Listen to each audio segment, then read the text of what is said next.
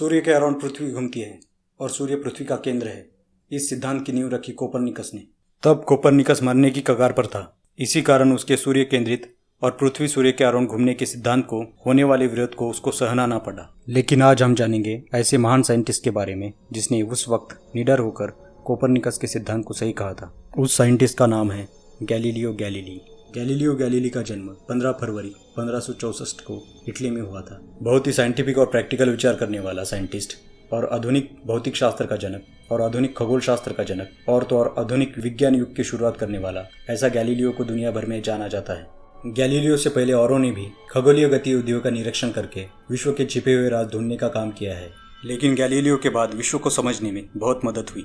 Galileo ने Aristotle के विरुद्ध जंग किस स्वरूप में पुकारी, वो एक मजेदार कहानी है। नेचर की घटनाएं किसी मूलभूत नियमों के अनुसार होती है, ऐसा एरिस्टोटल का कहना था। एरिस्टोटल ने बताए हुए सिद्धांत उसने नेचर की घटनाओं का ऑब्जर्वेशन करके और कुछ अपने तर्कों द्वारा दिए थे। विज्ञान तर्क और ऑब्जर्वेशन पे चलता है, ये बात सही है, लेकिन विज्ञान का सबसे महत्वपूर्ण अंग यह है कि किसी भी तर्क को प्रत्यक्ष प्रैक्टिकल प्रूफ करके जांच पड़ताल करना और बाद में उस तर्क को सिद्धांत के रूप में स्वीकार करना। यह विज्ञान का महत्वपूर्ण अंग एरिस्टोटल के सिद्धांतों में नहीं था। एरिस्टोटल के बाद बहुत सालों तक उसके साइंटिफिक विचार दुनिया भर ने जैसे आंखें बंद कर मान लिए थे, लेकिन गैलीलियो ने एरिस्टोटल के इन तर्क विचारों को मानने से इनकार कर दिया, क्योंकि गैलीलियो चाहता था कि एरिस्टोटल के सिद्धांतों को प्रत्यक्ष रूप में प्रयोग करके उसके सिद्धांतों की जांच पड़ताल करना जरूरी है। फिर गैलीलियो ने एरिस्टोटल के सिद्धांतों की प्रयोग करके जांच पड़ताल की तो गैलीलियो को समझ आया एरिस्टोटल के सिद्धांत प्रत्यक्ष प्रयोग में असफल हो रहे हैं। एरिस्टोटल का एक महत्वपूर्ण विधान यह था, अगर किसी ऑब्जेक्ट को नेचुरल वेलोसिटी नहीं होती तो उस ऑब्जेक्ट को एक्सटर्नल इंस्टेंट फोर्स के कारण ही गति प्राप्त हो सकती है। उदाहरण के लिए तारों की पूर्व दिशा से पश्चिम दिशा तक जाने वाली गति, मतलब तारों को पूर्व दिशा से पश्चिम दिशा तक जाने के लिए कोई एक्सटर्नल फोर्स की जरूरत नहीं होती। तारे खुद के नेचुरल वेलोसिटी के कारण ही पूर्व दिशा से पश्चिम दिशा तक जाते हैं। उसके विपरीत रोजमर्रा की जिंदगी में ऑब्जेक्ट को वेलोसिटी मिलने के लिए एक्सटर्नल फोर्स की जरूरत होती है, ऐसा एरिस्टोटल का कहना था। इसका एरिस्टोटल ने दिया हुआ एक उदाहरण मतलब ढकलने वाली हाथगाड़ी। जब तक हम हाथगाड़ी को कोई एक्सटर्नल फोर्स नहीं देते तब तक हाथगाड़ी चलती रहती है। अगर कोई एक्सटर्नल फोर्स नहीं है तो हाथगाड़ी रुक जाती है, मतलब इंस्टेंट वेलोसिटी मिलने के लिए फोर्स की जरूरत होती है, ऐसा एरिस्टोटल का कहना था। अगर ऊपर से देखा जाए तो एरिस्टोटल का यह विधान सही लगता है, मगर वास्तव में सही नहीं है। न्यूटन की गति के पहले नियम से देखा जाए तो कोई भी ऑब्जेक्ट के ऊपर एक्सटर्नल फोर्स काम नहीं करता तब तक वो ऑब्जेक्ट या स्थिर होता है या अगर स्थिर नहीं होता तो एक स्पेसिफिक वेलोसिटी के साथ स्पेसिफिक डायरेक्शन में चलते रहता है। यही सवाल एरिस्टोटल के हाथगाड़ी वाले उदाहरण पर उठता है। अगर हाथगाड़ी को जोरदार धक्का दिया तो वो कुछ देर तक चलती रहती है, लेकिन कुछ समय बाद रुक जाती है। धक्का देने के बाद कोई एक्सटर्नल फोर्स न होने के बावजूद हाथगाड़ी आगे चलती क्यों रहती है? यही सवाल गैलीलियो ने एरिस्टोटल के उदाहरण पर उठाया था। अपना सवाल और स्पष्ट रूप से जाहिर करने के लिए गैलीलियो ने बाण का उदाहरण दिया। अगर धनुष्य से निकला हुआ बाण जब हवा में ट्रैवल करता है तब उस पर कौन सा एक्सटर्नल फोर्स काम करता है? कारण धनुष्य से निकला हुआ बाण जब हवा में ट्रैवल करता है तब हवा में ट्रैवल करते समय बाण के ऊपर कोई एक्सटर्नल फोर्स काम नहीं करता, तो किसी एक्सटर्नल फोर्स के न होते हुए भी बाण हवा में ट्रैवल कैसे करता है? गैलीलियो के इसी सवाल पर एरिस्टोटल के सिद्धांतों को मानने वाले लोग ये कहते थे, बाण हवा में ट्रैवल करते समय बाण को पीछे की हवा आगे ढकलती रहती है। उस पर गैलीलियो ने यह बताया कि किसी भी ऑब्जेक्ट पर हवा से लगने वाला फोर्स उस ऑब्जेक्ट के क्रॉस सेक्शनल एरिया पर डिपेंड होता है। अगर क्रॉस सेक्शनल एरिया ज्यादा हो तो हवा का धक्का ज्यादा होगा। क्रॉस सेक्शनल एरिया का सीधा सीधा मतलब है, अगर किसी 3 डायमेंशनल ऑब्जेक्ट को हम 2 डायमेंशनल प्लेन में देखें तो उस ऑब्जेक्ट के 2 डायमेंशनल प्लेन में ऑक्यूपाई किया हुआ एरिया ही होता है क्रॉस सेक्शनल एरिया। जो कि अब हम स्क्रीन पर एक सिलेंडर देख रहे हैं। स्क्रीन पे दिखाए गए सिलेंडर के एक्सिस का परपेंडिकुलर काट देने के बाद जो कलर का एरिया आपको दिख रहा है उसे ही कहते हैं क्रॉस सेक्शनल एरिया। गैलीलियो ने बताया था कि किसी भी ऑब्जेक्ट का हवा का फोर्स उस ऑब्जेक्ट के क्रॉस सेक्शनल एरिया पर डिपेंड होता है। बाण काफी पतला होने के कारण बाण का क्रॉस सेक्शनल एरिया बहुत कम होता है। ऐसा होने के बावजूद बाण के एरिया ऑफ क्रॉस सेक्शनल पर धक्का मारकर उस बाण को हवा आगे ढकलती रहती है। अगर बाण स्क्रीन पर दिखाए गए तरीके से धनुष्य की रस्सी को पैरेलल रखकर हवा में छोड़ा जाए तब बाण का एरिया ऑफ क्रॉस सेक्शन बढ़ने के कारण बाण जोर से जाना चाहिए। वैसे ही गैलीलियो ने धनुष्य की रस्सी पर बाण पैरेलल रखकर छोड़ा तो वास्तव में बाण बहुत दूर न जाकर बाण पास में ही गिर गया, जैसे कि आप स्क्रीन पर देख रहे हो। अगर एरिस्टोटल का विधान सच होता तो धनुष्य की रस्सी को पैरेलल रखकर छोड़ा हुआ बाण एरिया ऑफ क्रॉस सेक्शन ज्यादा होने के कारण हवा का धक्का बाण को ज्यादा लगेगा, जिसके चलते बाण ज्यादा दूरी तक जाना चाहिए था, मगर वास्तव में उसके विपरीत घटित हुआ।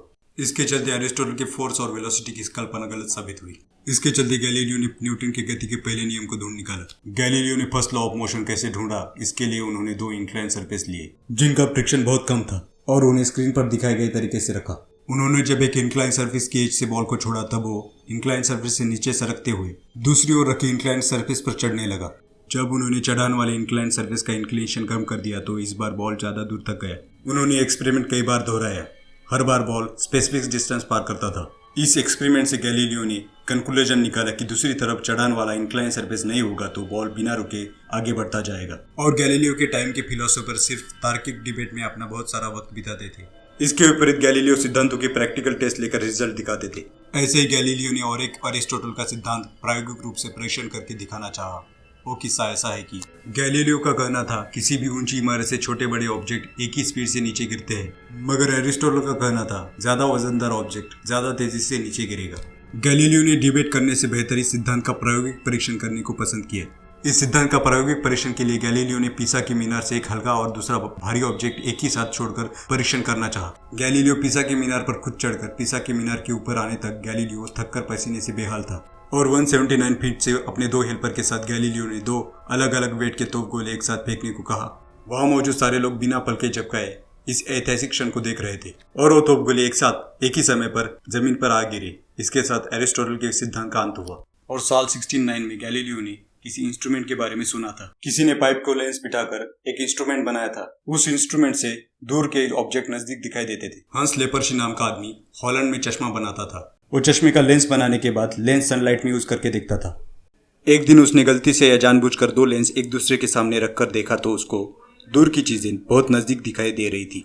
बाद में ये लेंस उसने पाइप में बिठाकर बेचने का काम शुरू कर दिया। फिर ये टेलीस्कोप हर घर में बेचे जाने लगे। लेकिन जब हैंस लेपर्शी ने पेटेंट के लिए लेटर लिखा था तो तब वो रिजेक्ट कर दिया गया। कुछ हॉलैंड के लोग विनीसा आकर उस टेलीस्कोप का प्रैक्टिकल टेस्ट करके देखना चाहते थे। एक खबर गैलीलियो को पता चली।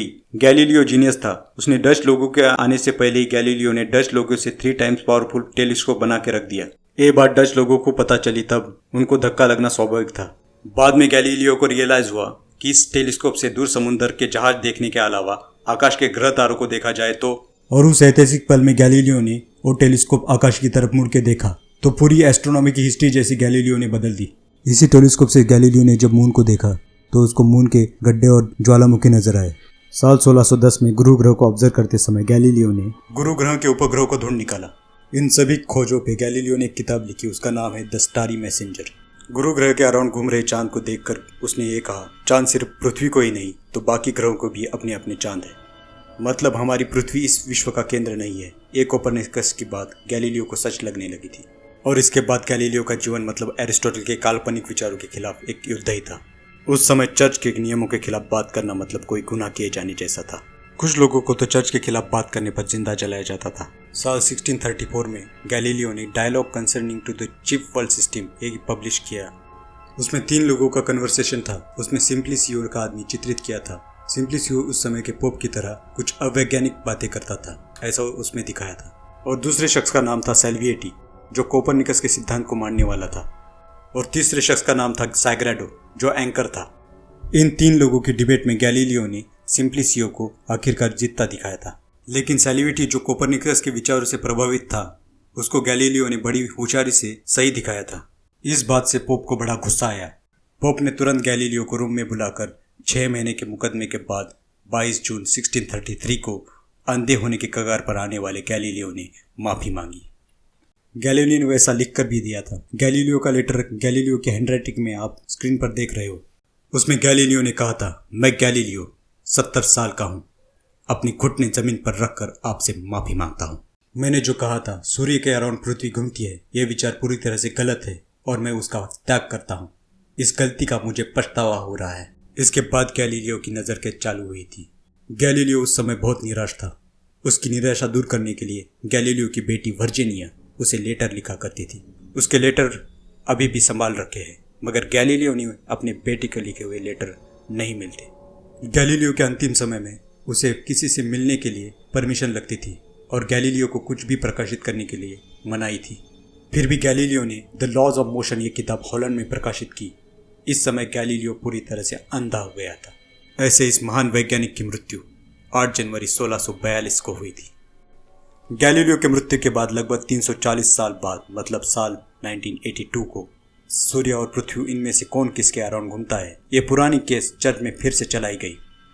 फिर उस पर 10 साल विचार डिबेट कर अंत में सब प्रूफ देखकर साल 1992 में पोप पॉल सेकंड ने यह कहा, गैलीलियो को अच्छी ट्रीटमेंट नहीं मिली और पृथ्वी सूर्य के अराउंड घूमती है। पृथ्वी सूर्य के अराउंड घूमती है, इस बात को निडर होकर दुनिया को बताने वाले वैज्ञानिक की जीत मृत्यु के 340 साल बाद हुई। इससे हमें पता चलता है सत्य परेशान हो सकता है लेकिन कभी पराजित नहीं हो सकता। तो आज इस महान वैज्ञानिक के बारे में बस इतना ही। आपको अगर ये वीडियो अच्छा लगा तो लाइक कीजिए, शेयर कीजिए और सब्सक्राइब कीजिए।